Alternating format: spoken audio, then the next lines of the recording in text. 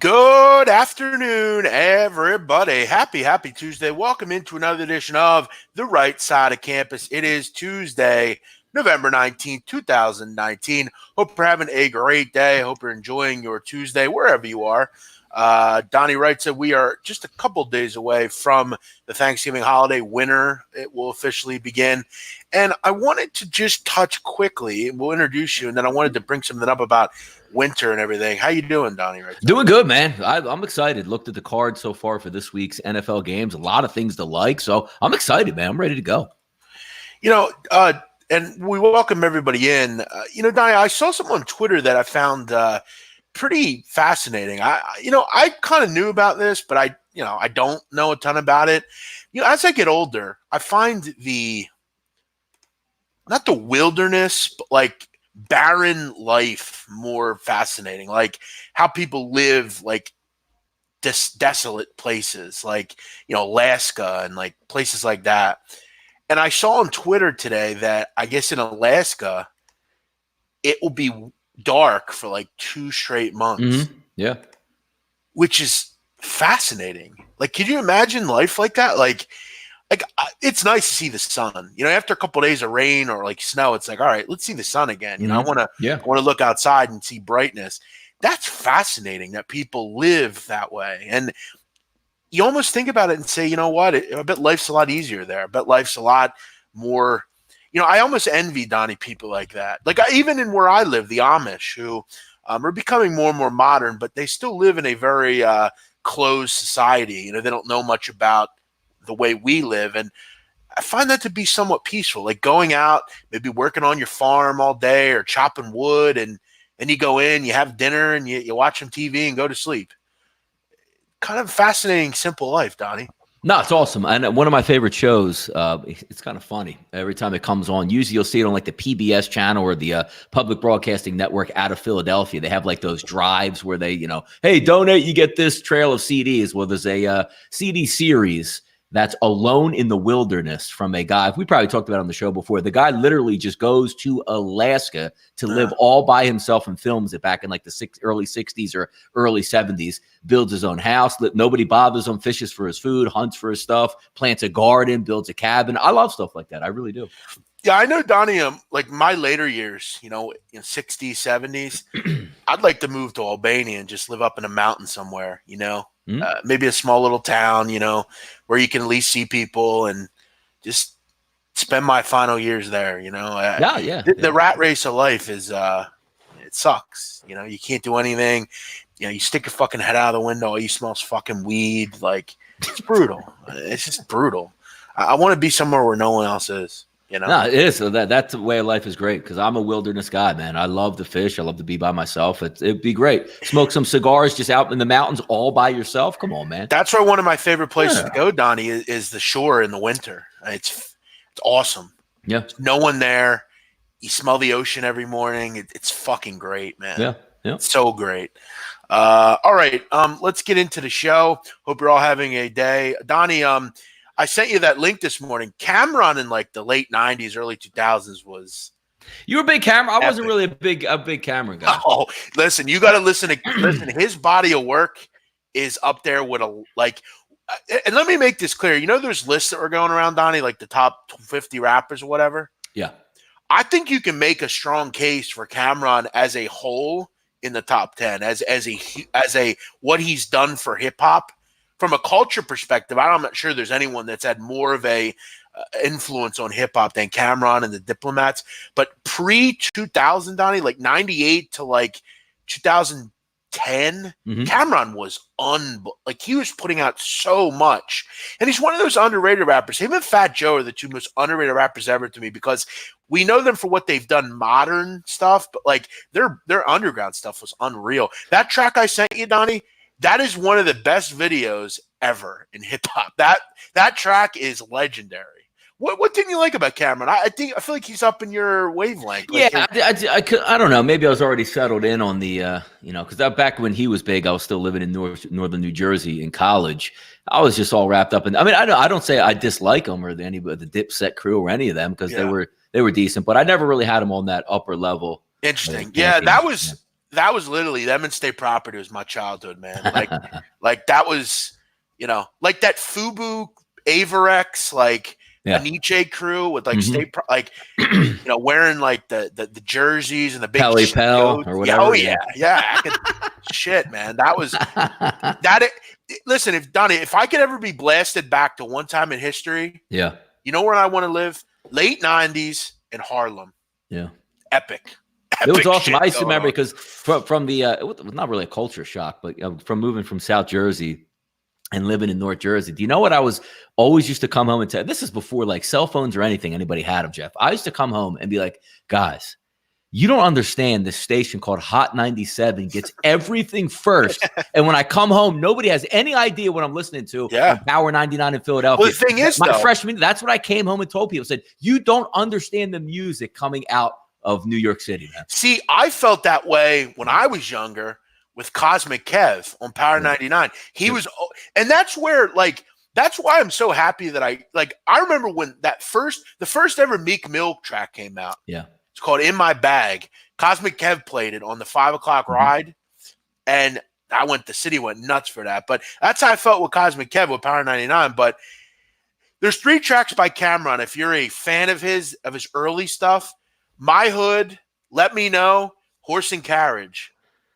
Like I'm talking, like remember because the 90s was so much fun. Jukes, said Hot 97 was awesome. But Jeff, you could be in your car in northern New Jersey. Yeah. You could be on your way to football practice. You could be waking up in the morning. It'd be Ed Lover and Dr. Dre. Angie Martinez moved into the afternoon drive slot. Sure. And every single day, Jeff, Biggie was in there. Yeah. Puffy was in there. I mean, like we don't. That doesn't happen anymore. Like it's such a different age where like Wu-Tang just hey, who's coming by? Oh, look at these legends. Not like they would all be in studio, let it rip for a little bit. If they had a beef with somebody, they'd let it be known.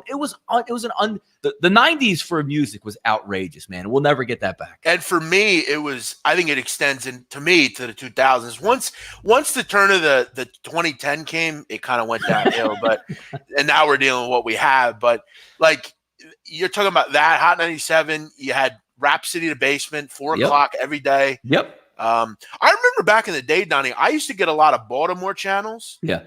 And The Wire referenced it a few times. There was a show called The Big Fat Morning Show. And they used to have a similar setup to what you're talking about where they're bringing in like – Did Snoop ask on the corner? What was the question that Snoop asked on the corner where if you were from Baltimore, you would know? What was that? Yeah, because listen, basically they were tasked with killing New York people that had started selling drugs. Yep. And Chris and Snoop's idea was – ask them about the Big Fat Morning Show. Yes. Because that's only what a Baltimore dude knows. That's great. Man. So listen, they walk up to some dude with a New York hat on and go, yo, who's your favorite on the Big Fat Morning Show? And the dude goes, man, I like that girl, Sanjay from New York, the New York girl. And Snoop goes and puts a gun in his head. Wait, she's on the show too. It's great. So then they come up with a new question and they go up to the dude and they go, yo, who Young Leak be? Young Leak had a track down back in the day called Jiggle It. Yeah. Jiggle It. Yep. Jiggle It. He was a Baltimore dude. So they go up to the dude and go, yo, who Young Leak be? And the guy goes, who the fuck you talking to, dog? And they just pull out a gun and bury him. Yeah. That was what they referenced. Tremendous stuff, man. Yeah, as soon as you said that, I was like, wait a second. I know I've seen this before. That's tremendous. It's so good. The Big Fat Morning Show was fire back in the day, man. Yeah. Mark Clark, that was the best. All right, let's get into the show. We got some morning headlines. Speaking, Donnie, you mentioned New Jersey. We didn't hit this story yesterday because of other stuff we had going on. Wanted to bring this up today. It's good because there's an update on it too. So yes, it's good. Yes, yep. There is an update. Donnie, Friday night there was some sad news out of Pleasantville, New Jersey.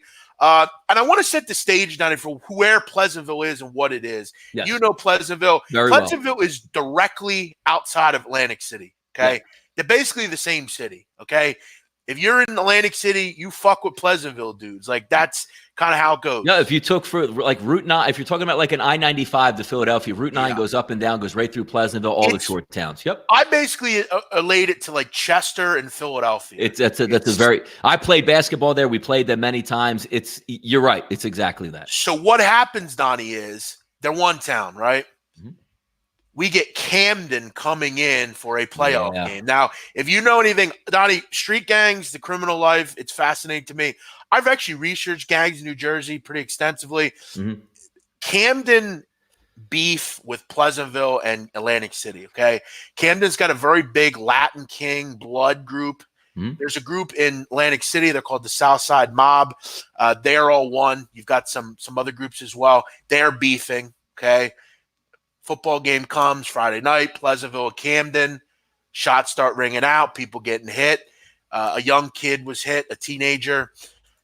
They did end up, Donnie, catching these individuals in Atlantic City. They were, gang members of, it was a gang thing. But Donnie, there's an update on this story. Nice story. 10-year-old kid got the guy who was the target. He got shot. A 10-year-old kid ended up getting shot, and I think the 15-year-old got grazed with a bullet. Now, keep in mind, this isn't like secondhand. Like there's live footage of football players, both teams and crowd running off of the field while shots. It was surreal to actually watch this. That somebody would be so brazen to do this in that public of an environment, man. It's amazing.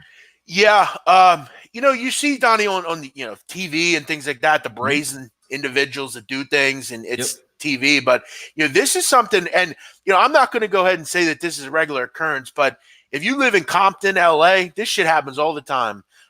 People don't have any regard for people. If they see, and Donnie, the goal is it doesn't matter who's around. If you see the target, they don't care. You shoot at them. Yep. It's that simple. It doesn't matter who's around.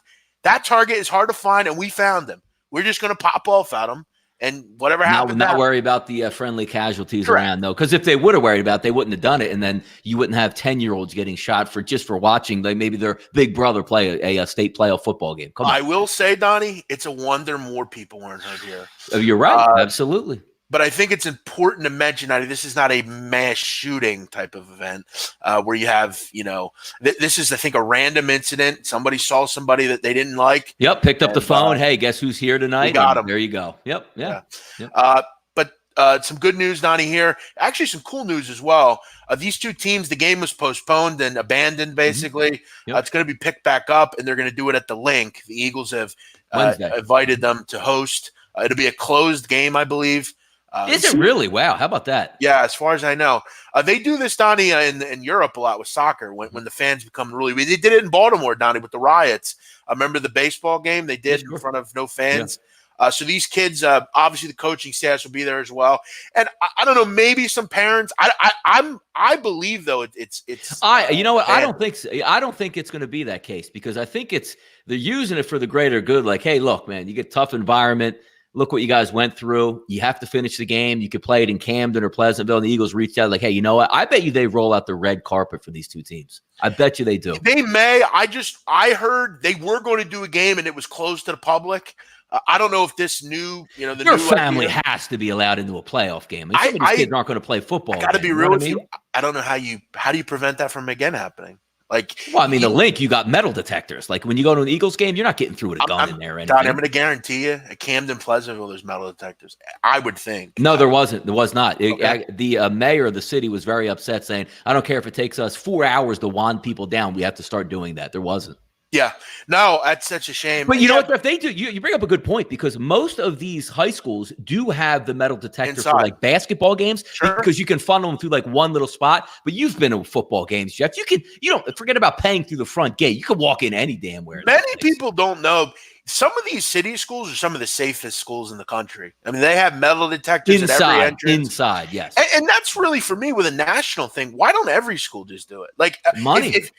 But if you listen, Donnie, if you live in Chicago, Baltimore, Philadelphia, if you go into a school, you've got to be buzzed in and you've got to be escorted in and you've got to go through metal detectors. It's very simple. It's put it this way. What Jeff's explaining is very true because, when I had a couple shops, I would make deliveries to high schools. Yeah. You want to talk about, and I'm talking about just going back to like when I was in high school, you could just walk in the front door of a high school or the side door, whatever it was.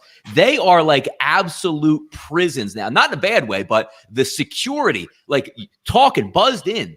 A guard will come get you at the front door and escort you only to the front office. It's amazing. If you go to an inner city school, they're some of the most safe places you'll go. Yeah. Now, I'm not saying incidents don't happen. Yeah. Outside, sure. But Donnie, I challenge anybody on this to find a incident inside a school of major violence inside a city. It's not happening. Everyone happens in fights suburbia. and stuff. Like, kids are kids with that. But yeah, no, there's not very many shootings inside of schools. You're correct. Exactly. But a nice gesture from the Eagles here to involve. I bet that's going to be cool for those kids, man. You get to play in an NFL stadium, perfect turf. You know they're going to have all the cameras there, putting them up on the big screen. They'll probably even bring their PA guy in there to do it up for them. Those kids are going to get treated pretty well. It's pretty neat. One thing I'll say about Atlantic City, Donnie, it's from a city standpoint, it is a fascinating place because you literally have two towns, basically. Mm-hmm. Okay, you have the boardwalk, which is casinoed out. Yep. You've got out by the Borgata, you got that area as well. Mm-hmm. But everything in the middle is, in my opinion, you've been to Atlantic City millions of times. Been all over the city. Yes. I've almost considered it my second home, that area. It is a sad place. All you have to do, Jeff, if anybody doesn't know Atlantic City, let's just say like the north end of Atlantic City has like the Ocean Resort and the Showboat and the Hard Rock. But if you drive from there to the Borgata, I'm not talking about going through center, like back through town, the tunnel, just back way, it's unbelievable to see like areas that will be high priced, like on the north end, and then you go right through the projects and you end up right at the Borgata. You get your whole sense of it in that 2 mile stretch. When I was a kid, I used to go to Kensington, anywhere. Yeah. I've never seen a blighted, more horrifying place in this country than Atlantic City, in the middle of it. Sirens and ambulances all day. It's amazing. And it's not just, it's like the people are just like, I've seen people down there that if my car broke down, I would be legitimately concerned for it is a horrifying, scary place. Like really, like Arctic Avenue, those are they're rough. Yeah. That is a rough town, man. And then it's weird because you got the beach right there and you got the, I take my jet ski, Donnie, into the inlets and stuff there. You have some of the back bay areas, Atlantic City, come right up to the street. You got a basketball court.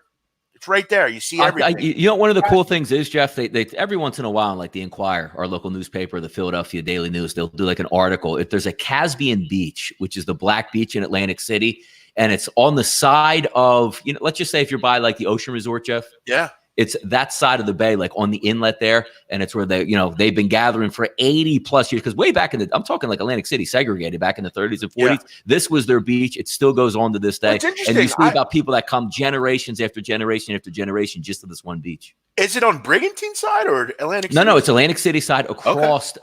Like if you're on Brigantine. I go there a lot. You know where the Cove is in Brigantine, where everybody lines up their trucks? I go there, yeah. Yep. If you look directly across, that's the Caspian Beach there, right in that area.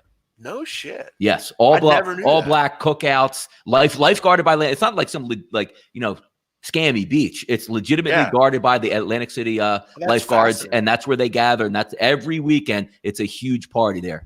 Oh, fascinating! Yeah. I never knew that.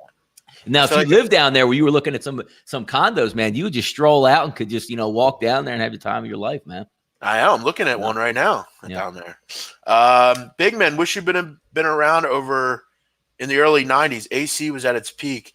Yeah, I mean, AC was great back then from a gambling perspective. I mean, it was huge. By the way, Jay, he brings up a good point. If you were talking about the early 90s, because back then, look, there's not, Indian casinos anywhere. It was Atlantic City and it was Las Vegas. Do you know, Jeff? Casinos. Yep. When you drive into Atlantic City, Jeff, let's just say you go through and again, it's funny to bring up the Pleasantville tolls right there.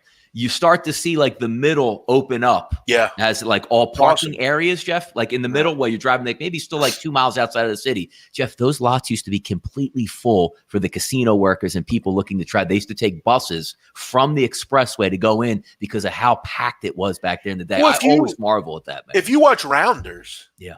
The Ruby Rounders, I think that's when AC was at its peak. Taj Mahal, like the 90s area. Yep. I remember my mother and father would go there all the time. Go from Ocean City over to Atlantic City. I'm telling you, if you don't know where we're talking, and you know what's amazing, Donnie, with Atlantic City, you literally go 2 miles down Atlantic Avenue. Yep. You have some of the richest areas in New Jersey. Ventnor, Like, Margate, right down south. Yeah, it's Longport. amazing. I mean, Yep. it's that's a. There's no better area on earth than that area. Like you get it all. Like you It's you want amazing. the family fun, you get to Ocean City. You go north to Longport in Margate, the older crowd, the more uppity, like expensive crowd. Then you travel down to Ventnor and it starts to turn over and you got Atlantic City. You know what they call it, Jeff, America's Playground, right? Man, Longport and Margate. What a glistening Yes. area. What a beautiful place. It's great. It's fantastic, man. What an amazing place. Yeah. If you've never been, you never know. And we'll try to describe it, and you'll see shit on stuff about New Jersey on TV, and you'll be like, I don't want to go there. There is no better beautiful place than that area. Casinos on the ocean, man. Oh, it's so epic. Yeah. It's a beautiful place. I read an article about how Philadelphia cops don't wait for ambulances. They simply put them in the back of the car and take them to the hospital. Yeah, they do that a lot. Yeah. I mean, a minute could save somebody's life. Yeah, I mean, you can't wait around for the fucking ambulance. It takes forever. You got to just put them in the back of the car, take them to the hospital. There's money around. Yeah, pull right up front. Yeah. That's why if you live in Philadelphia, you need to know where the hospital is. Because someone could get murdered right on your corner. Take them to the fucking hospital. Yeah. You don't leave them there. Or hit That's one thing I love about Philly, Donnie. They will help you out. They're not going to sit there and film the fucking thing. They're gonna pick you up and take you. All right, let's. Sorry to hear that, Black Rogue. I'm sorry to hear you lost your cousin. Are you from Philadelphia, Black Rogue? Fascinating. Got a family in North Philly. Okay. Yeah. Very good. Best place to gamble. Right now, the best place to gamble is the Borgata, probably. I think Oceans is getting there, Donnie. Oceans, if you're playing table games or sports betting, the atmosphere is I've always had a soft spot for the Ocean, even though, it's just getting to it, even though you could see it, but it's a little more of a pain in the neck. I've always been like, because my parents have a property in Brigantine, so we used to just scoot up and down from Harrah's, Golden Nugget, and Borgata. But I love the Ocean Resort. I do love. There's nothing to me like the Trop. I've been going to the Trop since I was under 18. I just go in and they wouldn't even card me. Best place on earth. They did such a great job redoing. Yeah, it looks great, man. It does. The Trop is really underrated. Like it is. And if you're looking for like a really cost-effective trip to Atlantic City, they're not going to crush you on hotel prices. They have good restaurants inside there. That's a great casino, I think. They were one of the first renovations, even when the Atlantic City was sort of downsizing, when they put like the quarter in and added the restaurants, and that set up a lot of other casinos with that. It was a good idea and revamped it for them. I've said it before. I think they have the best sports book in Atlantic City. It's beautiful. It's a beautiful one, man. Yep, right next to Chicken and Pete's. And what's cool about that also is, Donnie, I know you're a cigar guy. Mm-hmm. They got a little cigar lounge directly next to the book. Yep. They got Chicky and Pete's right there. Got big room of table games. If you want a great, if you want to go with your wife or something or whatever, that's a really cost-effective place. Now, if you want to really go hard and you want to spend some money, Ocean Resort is where you're going to go. It is. I've never smelled a hotel that clean. It's amazing how it's massive. It's massive. Like that's the greatest smell on earth. That smell in there, that lotiony. There's something about it that just smells great. Like the older casinos have the smaller hallways. I mean, the Ocean Resort has it's 4-story ceilings, man. It's wild. Yeah, I feel like we should be tour guides for Atlantic City and the shore. Like I could tell you anywhere to go, whether you have kids or what, wherever you want to go, we got. Yep, Jeff can tell you where you got covered. We can have some fun, film. Then there's other people that take backpacks in the middle of March and walk up to.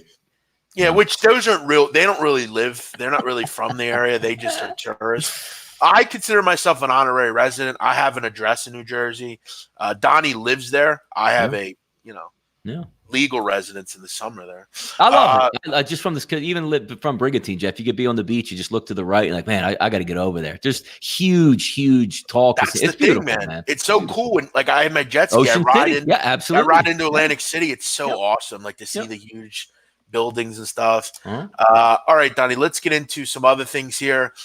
We got a couple other headlines that I did want to touch on here.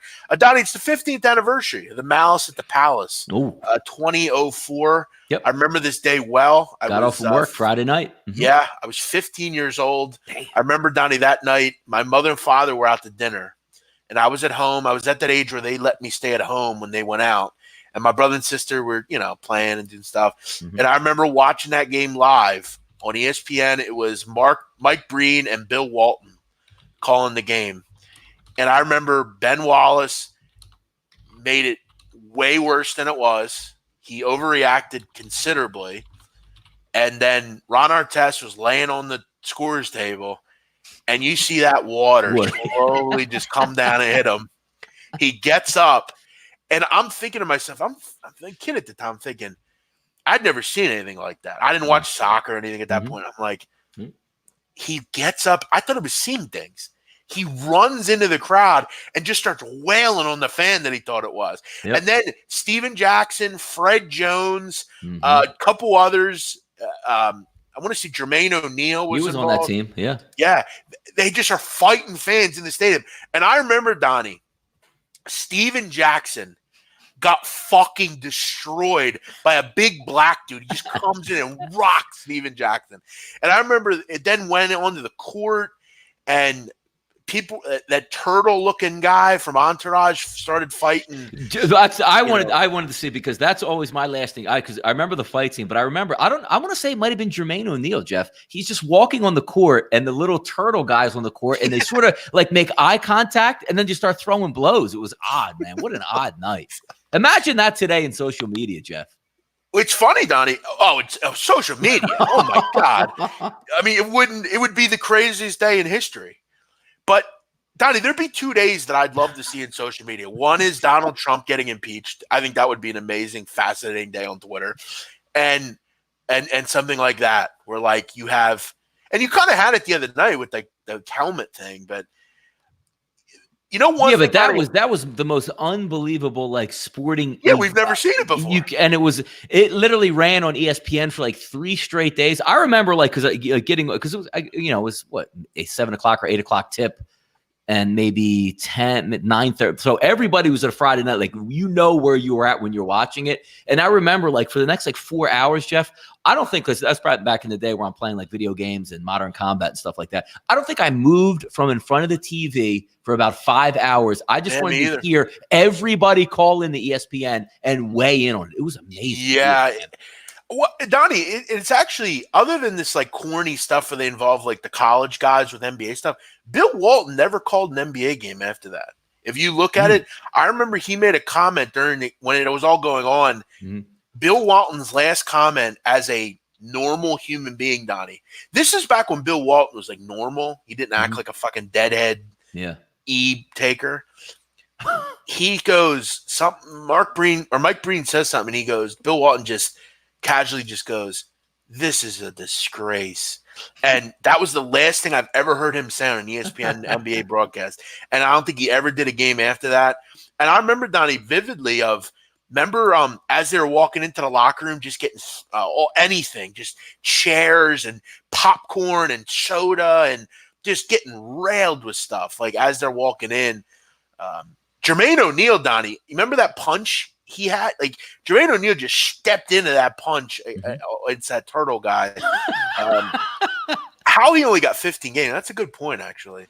I don't know how he wasn't suspended for the rest of the season, but yeah, Jamal Tinsley was involved. I know Reggie Miller was an assistant coach. It's actually a good thing, to be honest, that people make mistakes, and you don't want to make mistakes to that level. But if social media had gotten involved in that, none of those guys would probably ever play in the NBA game. So it's actually a really good thing that it didn't get to social media. Yeah, because you'd have so many like, oh, look at this guy. We're never watching again if that guy's here. And 3 season ticket holders complained, and now, this guy can't play ever again in Indiana. It's come on, man. There was a couple other, when I was younger growing up, of like crazy things that happened in the NBA, like when Latrell Sprewell choked. PJ Carlissimo, yes. That was fucking wild. Like, and they brawled a lot in the 80s and the early 90s. Like, it wasn't anything for a couple bows to be thrown, a couple punches land, and separate them in like a 1-game suspension. No longer. And then I remember the day I heard when Gilbert Arenas and Javaris Crittenden, that whole thing. That's a great story. How about just walking in and there's just guns laying around? Oh, yeah, in a locker room. And then the guy Crittenden, actually, who really turned out to be down for the cause, it was Crittenden. Oh yeah, he's still in jail. I think he got murder charges for it or something. Yeah, he did. Yep, sure. There was some crazy. Back that then, down to the NBA was awesome. Like every team had something to there was no tanking, no load management. No. Every team had good players. Yep. Mm-hmm. And remember that Pistons group, that era with like Billups, Rip Hamilton, Yeah, Big Ben in the middle. Wallace. Sure. Yeah, that was Rashid. yeah, that was what great teams they were. Team They knocked always off the give this. Lakers, man. Amazing. That was an amazing title run for Yeah, them. they won. It was Yep. amazing. But yeah, 15-year anniversary today. Seems like yesterday, Donnie, man. No, it does. I can't imagine like running the stand. Like the only thing that I guess NBA players are monsters compared to the average human being. So when they run into the crowd, it's pretty easy. I would have messed him up. You're telling me you would have messed Ron Artest up if he came swinging at you. I don't know. Well, it's funny though because the guy that he hit wasn't even the guy. Yeah, exactly. And so he probably got whatever that lawsuit that probably got written where non-disclosures that you can't talk about it. I'm sure he got a pretty penny out of that. It also happened in like random places. Like I don't think that would. I wouldn't have thought that ever happened in like Detroit or Indiana. It was like random teams. Like it wasn't like the Celtics, Lakers, or Sixers. And no, like what happens if the crowd was like down for the cause? Like, you run up and let's just say, a Celtic runs up in the crowd and starts swinging on somebody from Philly. Does that just an avalanche come down and just rain on that dude? I don't know, man. Epic shit. Yeah. All right, one more story here. Donnie, the Jeopardy news. I guess you're going to have some like amazing, like a 1 day, like 3-player tournament between. Tremendous. Yeah. Which is stupid. Who cares? No, it's not. This is the all-timers. This is what you wanted to watch, like Jordan versus, LeBron in their prime. It's Ken Jennings, Holtzauer, who I'm sick of seeing, and Brad Rutter. Donnie, Brad Rutter's actually from my area. Now, see, when is he from, though? Because that name doesn't ring a bell for me. He's from like the early 2000s, I think. Yeah. So Ken Jennings was that late 90s guy, and I guess the 2000, and then now James. Yeah, Brad Rutter is he was on Jeopardy. He's the highest earning American game show contestant of all time and the highest earning contestant on the U.S. syndicated show Jeopardy. Man. He was on he lives here. He's from the area. He was on in actually not even in 2011. Yeah. So not too long ago. So yeah, him and those two will battle it out for a $1.5 million prize, Donnie. You keep on upping that prize. He's making pretty good game show money, Holzhauer, man. Yeah, they are. I mean, I think he won $1 million the other night for that. Was it $1 million? I think it might have been like 5. I think it was like at least it was 250,000. But he already banked like over $1 million before. I mean, man, he is making some good money out there. Just answers fucking questions on a TV show. Yep. Wild. Hey, by the way, speaking of game shows, did you see what a clue was, Donnie, last night on Wheel of Fortune? I did not. What was it? The clue was person. Oh. And the answer was big man on campus. Jesus. How about that? Was your picture up there? Should have been. It's a game show answer last night. It's like, Donnie, when Eric the Midget got a New York Times crossword puzzle clue. It was blank the midget. Oh, Jesus. And it was really his name, Eric? Eric, yeah. And Howard thought it was so cool, but Eric hated it because his name was Actor, not Midget. No, that's true, Eric the Actor. And he didn't ever want to admit that he was Eric the Midget. Yeah, he'd always do that. The Whack Pack was, you'll never get another Whack Pack again, man. I'm sorry. He would go, Eric the Midget, you're on the air. And Eric would go, do you have a fucking reading problem? It's Eric the Actor. Yep.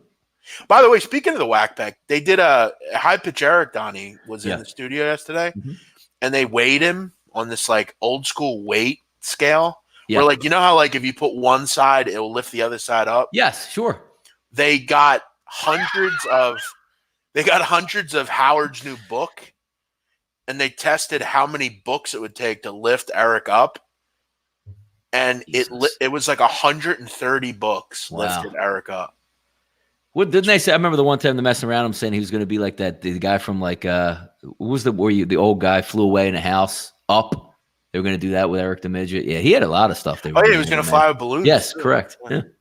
He was the best Whack Packer ever. No, Hank. It was Hank for me, man. Well, Hank and Beetlejuice were gold just together. Like the storylines of Eric the Midget, like he was kind of the golden era of the Stern Show, I think, from like mid 2000s to like 2015. Yeah, But Hank the Drunken Dwarf, God, I loved Hank. He was a smart dude though with like rock music, dude. He used to fucking win those contests all the fucking time. Man, Hank and Beetlejuice were that's the heyday for me of that. See, Hank, Beetlejuice, Artie, loved it. I only could deal with Beetlejuice. Like I can only deal with him in like spurts. Like he gets annoying after a while because he's not really competent. Gary the Retard's funny. Wendy the Retard's funny. Jeff the Drunk is a good. Yeah, still remember when they had Jeff the Drunk and they handcuffed him to like this one girl? Oh my God, man! Geez. Yeah, it was great. And he fell over in that like elevator. Like, I gotta go to the bathroom. Oh Jesus, man! All right, let's move on to some sports stuff. Last night, Donnie, we got a game in Mexico.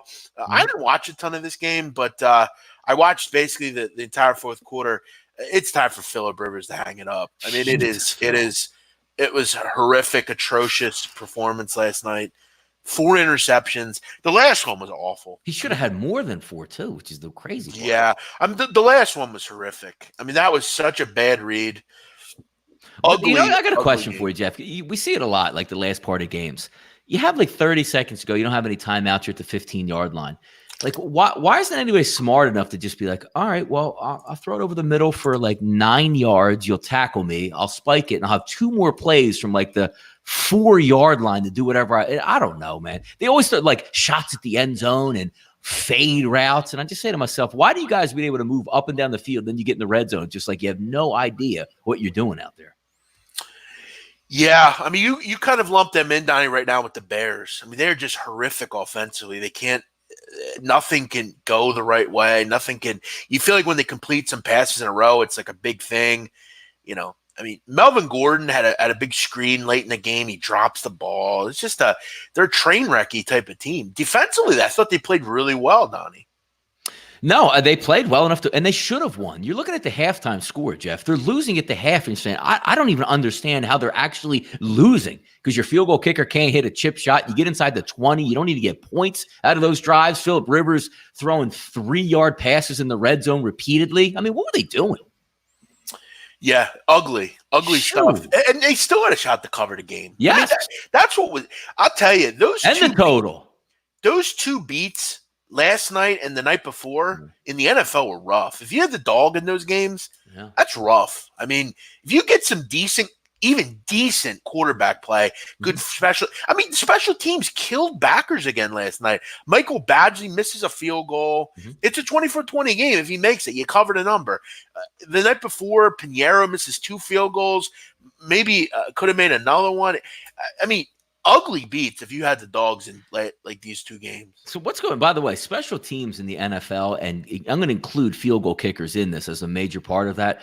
I don't know if I've ever seen it worse. Like I watched like the Jacksonville Jaguars game. They repeatedly, let's just say, forced Indianapolis to punt, and they would catch the punt at the 50-yard line, run it to the 40, and like clockwork, it's a 10-yard penalty, which knocks you back to the 40. I don't understand, like, how hard is it to get these guys in a room and say, I will cut you if you push. Look, we all grew up playing football. Hey, if you see his back numbers, don't hit him. Every fucking play they hit these guys in the back. I don't get it. Yeah, I mean, special teams players in the NFL are some of the dumbest people. It doesn't. Even last night in the game, Jeff, down in Mexico, what was the one guy doing catching a punt over his shoulder at the 4-yard line? And he's lucky his team got it. He's lucky he got it back. Otherwise, I equate, Donnie, special teams players to what we talked about yesterday with. They're not good enough to be starters, so they're just kind of there, and they're going to make dumb mistakes and cost you games. Like they're kind of at the level of like Mountain West football players, or like low level, Southland teams. Like that's what they are. Like they're not good enough to be high level, and they're going to cost you. That's I think, Donnie, the variance in the NFL.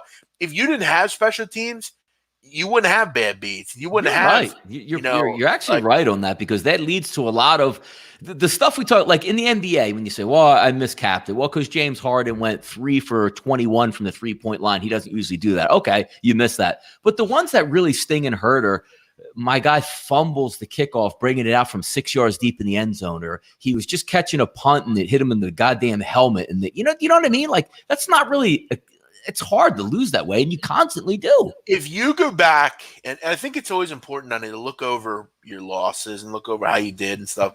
If you go back and look at like a lot of losses in the NFL, a lot will be attributed to like special teams, dumb, stupid like shit. nonsense. Yeah, like just stuff that doesn't make sense. Like in the NBA, if a guy's on a breakaway dunk with 6 seconds to go, and if he just makes the dunk, you win, and he bricks it, and you're like, wait, that doesn't make any sense. That's what happens in the NFL. Like you're getting to points where the season's kind of, I mean, we're in it, you're getting closer to the bus. You've got to start. You cannot be betting on these poor units, these teams that can't kick field goals, teams. Like one thing about the Eagles, Donnie, that's I think always kind of I respect is they always have a good kicker. Their punters, their punter's the best punter in the league, probably. He's unbelievable. Yeah, no, and it's been that way for a while. You're right. They have a pretty good special teams guy, other than Boston Scott. But even the unit, like the tackling unit, like the Rudy Ford, like guys like that are solid players. Like, but again, like Donnie, people like Rudy Ford are guys that can lose games for you. These, and that's why I have such an issue with how this team's constructed and how certain teams are constructed, because it's all backups. You're literally Nathan Jerry. He's not a full-time NFL player. He's not. He's a backup. No, he stinks. He's like the equivalent of like Mike Labinjo. That's what he is. He's By not. the way, if Matt Lawrence says kickers have to be a part of your cap, but they can't miss it. You know what the best part is? The last 2 times I look at Baltimore, one was last year in the playoffs, and then one was this past weekend looking at the over. And I always say to myself, like, boy, it's so nice having the best kicker in football when you're looking at like a total or a team. He was horrendous in the playoffs versus the Chargers last year. And then he comes right out. And you know when they put it on the screen, Jeff? I don't know. 37 straight made field goals from under 40 yards. You knew he missed it. You didn't have to watch it. You could have just changed the channel. Tucker was missing that. I mean, with Tucker, he is so elite that I don't, Like, that's a slam dunk for him. And I'm like, of course. So the game ends up what? 41-7. I have 49.5. Thank you, Justin Tucker. Here's the teams you stay away from kicking. The Bears, the Chargers, who else? Actually, the Chargers got a little bit better with Badger back. No. Oh, I'm talking historically. As a whole, they're awful. Who else? Carolina seems to miss a lot of field goals. Indianapolis, how about that? Yeah, Indy. The good ones, Ravens, Eagles. New England, I don't trust. Really. Not anymore. Folk, then Folk makes like 100 straight field goals at Lincoln Financial Field. But yeah, Dallas kind of concerning. Seems like when he's got a huge leg, that kid. But yeah, but they lost that Dan Bailey. Ever since then, it's been kind of. It's funny too, because Dan Bailey is like the all-time best kicker, like percentage wise. Like, yeah, we don't need you anymore, brother. Yeah, they just cut him. Robbie Gould, they did it to him too. Stop skipping on kickers, NFL teams. And why would you? Like, it's like a baseball team. Like, dude, we're so good. We're just going to play a closer by musical chairs back here. Like, why do we keep losing? Because you don't have anyone to close the fucking door, idiot. Exactly. Yeah. All right, matching tonight, Donnie. We got a couple of games here. Yeah. These games are interesting. I think Northern Illinois and Eastern Michigan. Yeah. Wow. I actually like Eastern Michigan as an underdog. I don't like them as a favorite. Both these teams need this game. Donnie, the concern I have for Northern Illinois is how do they deal with a good passing attack, which Eastern Michigan's kind of turned into. They have a good front, but their secondary's got issues, and I don't love their quarterback situation. It's not a great spot to be in. This isn't a vintage Rod Carey-led group or anything.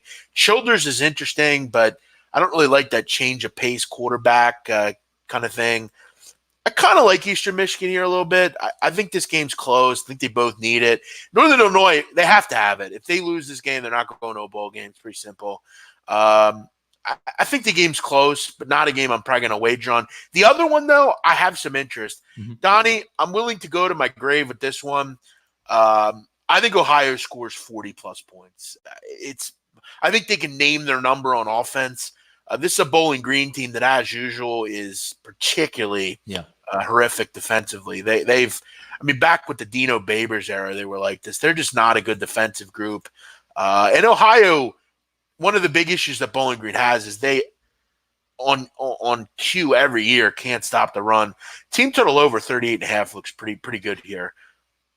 You know, Jeff, I actually have a play that I actually really like, 103, 104, Eastern Michigan, Northern Illinois. I put it, and what I was saying, wow, well, as you were going over this, I put a video out a couple hours ago, and I'm looking across. I'm like, all right, it's 5, which now it's at 4 at some outlets, which isn't a big deal. 53.5 was the over, which is what I put out on the videos, my play that I liked. I just looked, Jeff, 56.5 now. 3 points in can't be more than like 2 hours. That's amazing in that.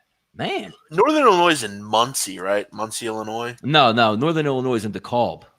Oh, DeKalb, yeah. Yeah. Who's Muncie? Muncie is Ball State, right? That's right. Yeah, Muncie's Ball State. But no, getting back to the Eastern Illinois game, Jeff, both of these teams very porous on the ground, and both of these teams can run the football. 2 quarterbacks are decent. I actually think the quarterback for Eastern Michigan is better than the quarterback for Northern Illinois, but I think both of these guys really chew it up on the ground. It's cold. And when people say, like, when you look at the matchup, oh, it's cold. This is what these guys practice in every single day. And that's what I was kind of getting to with where the place was. Man. Donnie, it's interesting, though, because it's not bitter cold. No. And there's no weather issue here. Humidity is actually quite high, so it's not real bad out there. It's pleasant. I don't know if it's pleasant, but it's not bad either. I mean, you could go out there and you're not going to be fucking freezing. The ball's not going to be like a rock. No, and also keep in mind when these two teams can run the ball, and we've seen Mac, it's not really the best tackling. So sure, cold weather, gone, 40-yard runs, 50-yard runs. This guy can't tackle. I would have probably had this mid-50s. I think it's kind of right where it should be, Donnie. So what do you like? I took the over 53.5, which is astounding that it's up 3 points, man. My mom just told me, Donnie. I had to quickly answer. By the way, your invite's in the mail, Donnie. Hey, I'll be looking for it, man. For the Christmas party, mm-hmm. Donnie will be there. All right, yeah, a little rain in Chicago right now. Yeah, but John, again, the game's not for 7 hours, and the extended forecast has no rain. It's not in Chicago, is it though? How far is the car? It's like 40 minutes away. I think. Yeah. So weather's going to be fine here. By the way, I saw last night on the game too. Rumors going around the internet that it was 90% rain in Mexico, and that should play. Now the game stayed under, so it did win if you had the under. But congratulations if you bet that game based on weather conditions that had nothing to do with the game itself. Field was horrific. It always is. I mean, Jeff, field turf or no turf outside the United States? Can we finally end this nasty ridiculousness? Or just stop doing it in general? I don't know. It's a money grab for teams that don't have a fan base at home, and they'll continue to do it. I'll say though, like that's a lot of people in that stadium. It's cool, man. What a great atmosphere. They were ready for football. They were excited. They were loud, man. That's a cool atmosphere. Mexico's a dangerous country. I don't know how they keep doing it. Yeah, I don't know about that. But like going back, like if I was to go to, Estadio Azteca, like I would sit there, and the first thing I would sit there and look around. What would I think of, Jeff? What do you think? If you go to Estadio Azteca, if I went there, because I like to go to stadiums and just like sit back, take a deep breath, and be like, I can envision that happened here. What would it have been? Not sure. We were talking about a couple weeks ago on a documentary.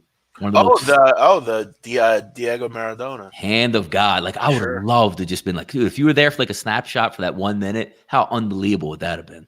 That's true. I forgot about that. Yep. By the way, did you see that that like Mormon family that just got like killed? Yeah. Yeah. I gotta ask you a question about that. Yep. That story doesn't come across a little weird to you? It is a weird story because like they just let some of the kids like survive, and the kid like walk to like safety and like alert people. Yeah, that's when you talk about like the missionary type. Why are they even there? That's what I mean. Like Jeff, you have people that would be like, you know what, God has touched me. I'm going to go to Afghanistan and try to bring Christianity to them. It's like, speaking of that, Donnie, in York. Really close to me, there were 2 people. They have 2 kids. They did that.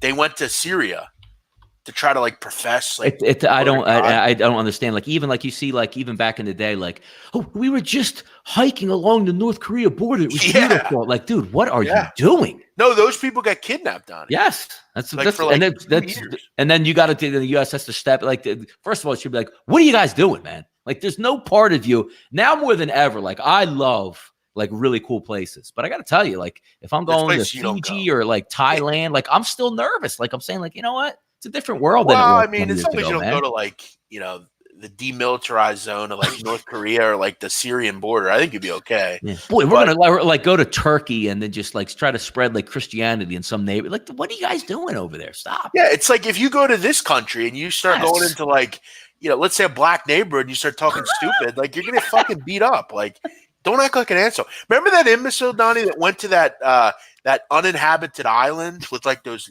people that like they're shut off from like civilization? Yes, and then the dude goes on shore and it's the same thing. I want to bring Christianity to these cannibals, and as soon as they saw him, a couple arrows. Sing, and it's sing, like we're supposed to, and his family's like, we should pay for. Why do we feel sorry for him? He was told not to go, and he went anyway. He was told not to go, went, and the process. Correct me if I'm wrong. The prosecutor was like, they've been there for 100 years. We don't fuck with them. That's just what happens. And we're not going there to prosecute. You could kill them with like a common cold. Yeah. Like, what the fuck are you doing? But we wanted to preach we wanted to preach the good word to him. If I were the Indian government and that guy survived, I'd have executed him when he came back. Like, fuck you, dude. Like, you fucking like treasonous. Yes, that's like you step foot on this island, it's 50 years in jail. Oh, but we wanted to preach the good word. Fuck. They don't want to hear the good word. They don't even know what fucking fire is, dickhead. Huh? What a dickhead. It's amazing, man. It's like the Latter-day Saints, which, you see, what's the joke of, oh, man, don't answer the door, Jehovah's Witness. Like, there are people that just want to say, you know what, I have to tell the good word of God, and I'm just going to go door to door and tell really nothing worse than those people. Seriously. Hey, Donnie, I watched this thing on American Greed the other night about, do you know who Warren Jeffs is?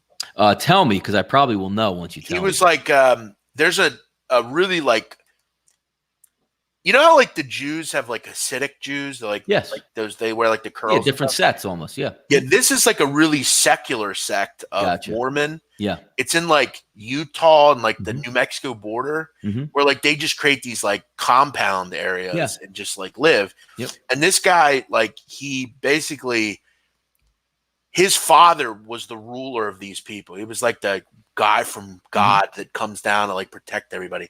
Yep. He died, and the kid's son, like, basically, and he became like this tyrant that like told people what they can and can't do. He had like hundreds of wives. And what he was doing is he was like basically raping kids and like stealing from his own community, basically. And he was a fucking weirdo, man. This Warren Jeffs guy. He's still in prison. He's like, he got life in prison, but he's a fucking weirdo, man. Nah, some of these dudes can get in your head with these cults, man, and just convince people that they are the creator David Koresh. Of all. David Koresh. That's an amazing one. Imagine those type of things, Jeff, in social media now. Jim Jones. Yeah, Jim Jones going down to Africa. That's an unbelievable. If you ever watch a documentary on the Jim Jones outrage.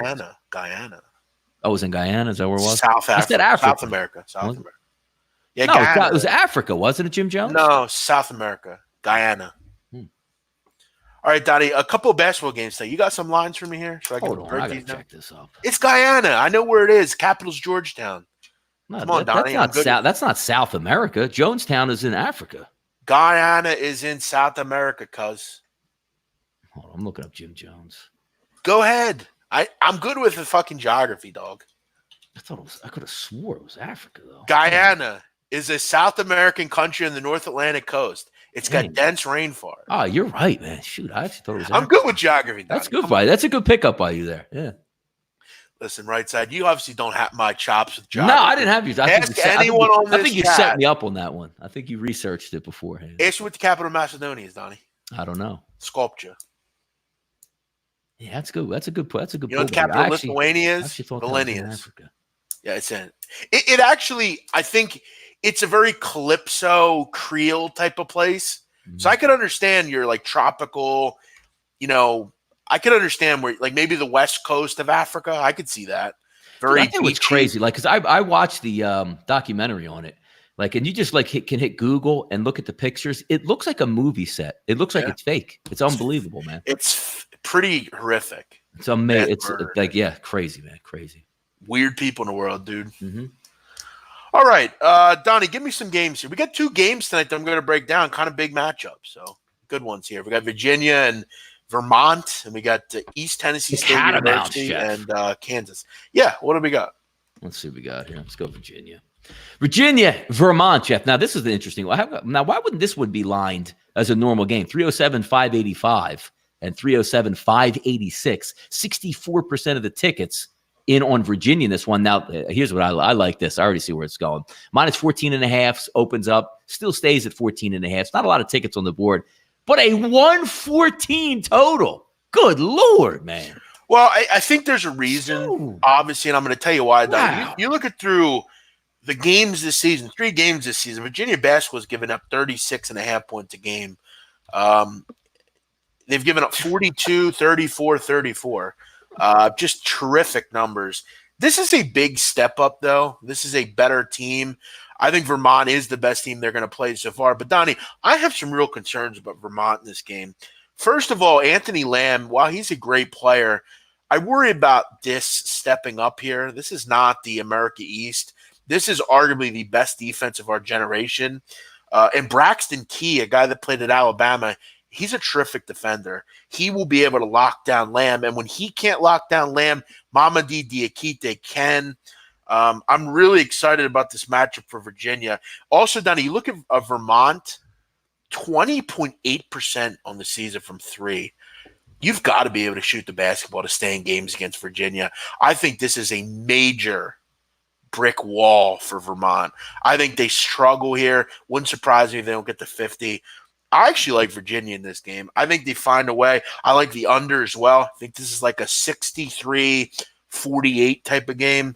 I like Virginia. I like the under. By the way, I do have a buy or sell here, so I'm going to get a buy or sell. Well, listen, Donnie. No, I'm not going to get. I'm going to buy or sell you real quick on this game here. 34 points, 42 points.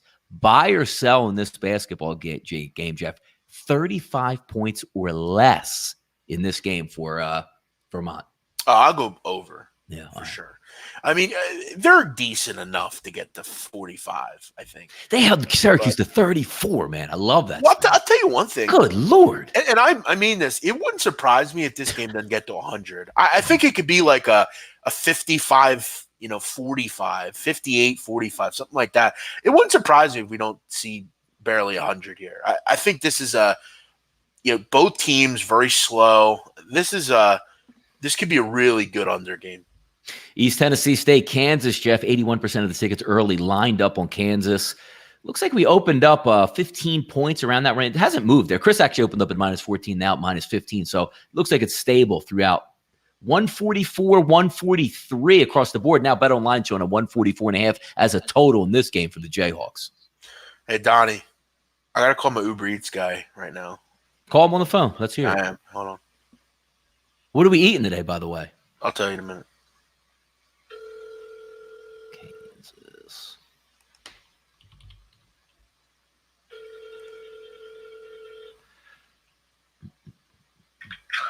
Hey, what's up, man? I think you got my order. Yeah. Yes, I do. Are you outside or? So I'm at the mailbox and playground area. Yeah, you got to. To find where Yeah. the key is. Yeah, I mean, no one can ever find it as usual. Go up the street. You'll see like houses on both sides. Go up the street. There's like a median in the middle. Go up the street. There's yellow townhouse buildings. Building B. Leave it on the front door. I'm in the middle of something right now. I can't come to the door, okay? Oh, okay. Yeah, no problem. Thanks, brother. All right. I'm actually just got some soup and I like soup. Tuna salad wrap. Oh. The tuna's terrific. It's made really well. Love soup, though. Big soup guy. Yep. All right. Okay, this game, Donnie. Mhm. I think they're tested here, Kansas. I really do. East Tennessee State, well coached, got a really senior-laden group, bring back a lot of minutes from last year. They have a guy in Bo Hodges. Patrick Good, baby. Yeah, Bo Hodges, Trey Boyd, Patrick Good. This is a terrific team. This is an offense that can hang around. They've also, Donnie, been a team that can turn you over, which I have some concerns with Kansas. Really outside of Dodson, I don't love their guard play. I think they're a little aggressive. I think this is a tough game. They're coming off a game, Kansas, where they didn't cover the other night against UNC Greensboro a couple weeks ago. That's a similar opponent here. They're coming off a blowout win against Monmouth, a game they weren't really tested in. I think this is a testy game. I don't think they can win East Tennessee State, but I'm willing to, if I can get 15 and a half, I might consider taking a shot here. I don't think it's a a great play, but I think it's a fascinating game to look at. I think the dog could be really interesting here. No, I'm actually looking at a couple of games that they had played coming in 3-0. UT Martin, it just rings a bell when I see those games. Like, the UT the teams I like with Dove and Hawthorne, Craig Randall, and those teams. They're 3-0 coming in, so at least you could say like, hey, they got something under there. And Steve Forbes, good head coach. Terrific coach. Yeah, you got two really good coaches on these dogs tonight: John Becker, Vermont, and then Steve Forbes down at East Tennessee State. Christian Welch is saying it's way too low to take the under. Okay, Christian, then take the over. And then it'll be 50-40 with a minute to go. And you'll say, wow, big man was right. Listen, Christian, I do this every day, bro. You might just want to listen and do what you want at the end of the day. My goal is to just steer you in the right direction. I know what these teams are capable of. I know what Vermont's not going to be capable of from an offensive standpoint. It's going to be very difficult for them in this game. And what do you mean it's too low? 114 is low for you with Virginia games. They've holding teams to under 40 points a game. What's low about it? Neither team can shoot from three, Donnie. They're both 300th or worse in three-point percentage. This pace is going to be terrific for a game like this. Could it go over? Sure. I mean, I'm not. I can't see the future, but if you're asking me to cap the game, that's how I looked at it. Yeah, no, it sounds about right there. What do you got going on the rest of the day, Donnie? I got another show to do in the afternoon. Probably going to hit the gym, get a quick workout in, grab some lunch. Normal, man. It's like an everyday routine. Yeah, I hear you on that. By the way, I do got buy or sell real quick if you want to go 5 questions. Let's hold off till tomorrow if we want. We have some more time. Let me give you one buy or sell. Ready? Just one before we get out of here. UMass plays this weekend, Jeff, in case you didn't know, against BYU. Yeah. Not the upper echelon type program, right? But over the last 5 games, Jeff, UMass has given up on average 357 yards, not for the game, on the ground. Now, my question you buy or sell is in this game, does BYU eclipse the 357-yard mark on the ground this weekend? On the ground. What an unbelievable stat, man. Yeah, I mean, Sione Finau is a pretty good running back for Brigham Young. Zach Wilson's back, which helps.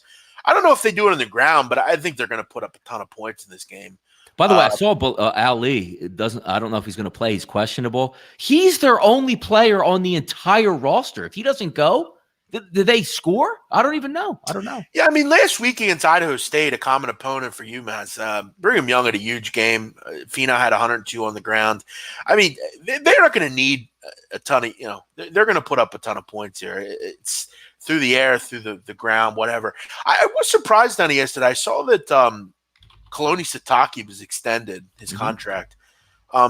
This guy has a losing record at Brigham Young. Is it just? I don't think. Is it like the 26 and 23? I don't think it was losing, was it? I think it was 23 and 26, as far as I remember. But I could be wrong there. But not big of a difference either way. Yeah, is the goal there to just kind of, we want a guy that we like his fight, we like the way he handles players, we like his, because we know Boise State. Oh, he's 26 and 23. Good call. Yeah. He's won 2 bowl games. He's done enough, but is he done enough for you to get an extension? I think he's been pretty solid, I feel like. No, he's exactly what they want, though. Like, that's their tradition. He's one of the guys of the faith. He's an Islander. He speaks, in good terms of the university, a leader. I don't see any. And again, we talk about manage your expectations. You're BYU. You're not get to a bowl game, be competitive, keep the stands filled, preach the faith wherever you go. Isn't that what they want? I mean, this, East Carolina. I always get back to Ruff and McNeil. We play for more than just a bowl game. You do, East Carolina? Come on, man. Jeez. I mean, yeah, I hear you on that. Damn. Would you buy into Delaware without Nate Darling tonight? No, he's their best player. How about without Ryan Daly? Ryan Daly's not there anymore. He's at St. Joe's. St. Joe, baby. Yeah, he looks. Yeah. Have you watched St. Joe's play yet this year, Jeff? Or watched him? Yeah, play? I watched him beat. He doesn't look like a basketball player. He looks like he should be playing. I don't know, like linebacker. I don't know. He's just slot receiver. Maybe. No, not. He's like a square out there running around. It's really weird. Donnie, how much can you bench? You can't bench more than me. I know. No, probably not. Jeff, where's your workout videos at? Where you been doing, man? I haven't been doing them. I don't go to that train anymore. You know that. Come on. Don't make me get started on him. Yep. You got to spend some time on him, man. Fuck him. Did I miss NBA? No. I mean, look, if we get to NBA, we get to NBA. I mean, we don't really talk about it on this show. This show's more of a. Oh, Jeff, by the way, a quick update here for Eagles Twitter. Nigel Bradham says he would like to get back this week or maybe next week. Says not for nothing. He hasn't been particularly good anyway, so fucking. But Jeff, like the dude, like sprained his ankle, and it's been like 2 months, and we're not. And Jeff, sometimes people get back to the practice field, right?